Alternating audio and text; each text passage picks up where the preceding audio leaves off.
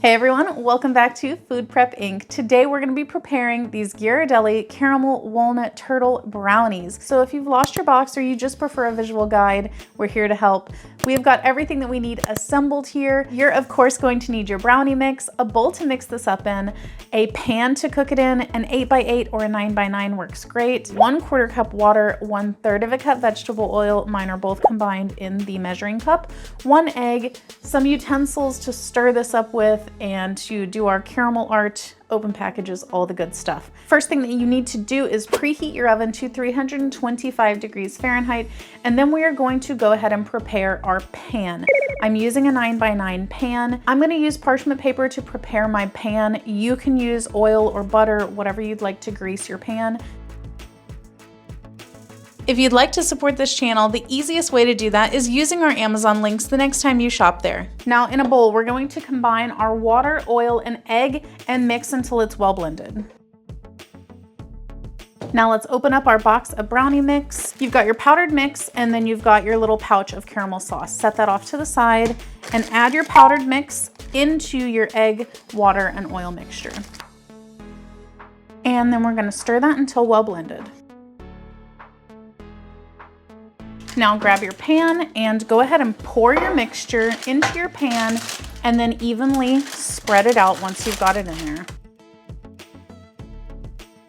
All right guys, now we are to the tricky part. We can get through this, I promise. Take your caramel packet, and they don't recommend this, but I do. Just go ahead and massage it a little bit.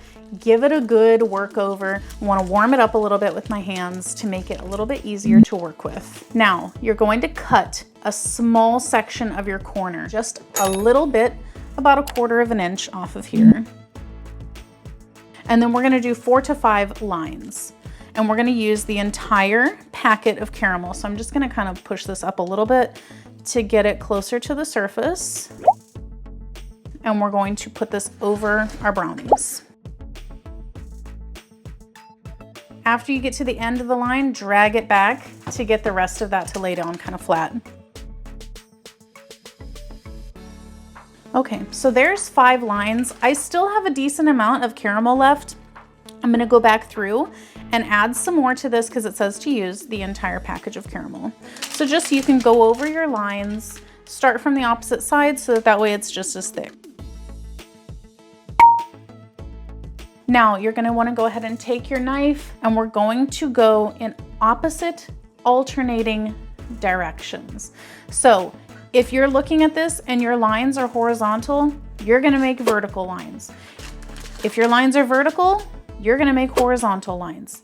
Pick your poison and stick with it. Put it just in the top of the batter and caramel, just in the top, drag down.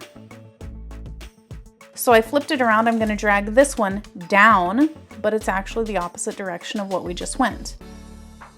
Let's see if I can get you a better angle on this. So I dragged this one this way.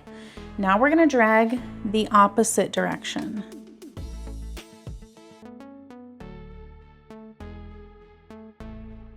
If you like what we're doing here, please consider sending a super thanks.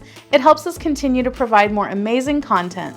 Now let's pop this bad boy into the oven. Mine is a recommended 36 to 40 minutes for a 9x9 metal pan. If you are using a different size of pan, here is your table for pans that you are using. I'm going to come back and let you know exactly how long this took in my oven.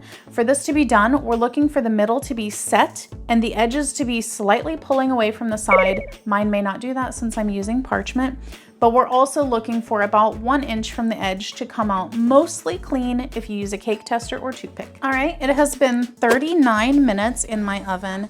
At 36 minutes, my center was definitely not set. It is set now. It has a little bit of spring, but it feels more like a cake bounciness than a soupiness. And my edges are pulling aside a little bit. There's a little room here. I'm just gonna take a toothpick and check about 1 inch from the edge, and I'm not gonna get it in the caramel, and just see if this is mostly clean. Perfect. So if you can see there, there's just a little bit of chocolate, but it's not gooey. That's what you would want to see. So here we have it, our completed Ghirardelli caramel walnut turtle brownies. If you guys are ever at the grocery store wondering what's good, definitely check out our other channel, 5 Minute Eats, where we review everyday grocery items and tell you if we would purchase them again or not. But in the meantime, don't forget to hit that subscribe button, and we'll catch you guys next time. Bye. All right, guys, that's the video. If you like what we're doing here, definitely check out our other channel, 5 Minute Eats, and don't forget to give us a like and subscribe.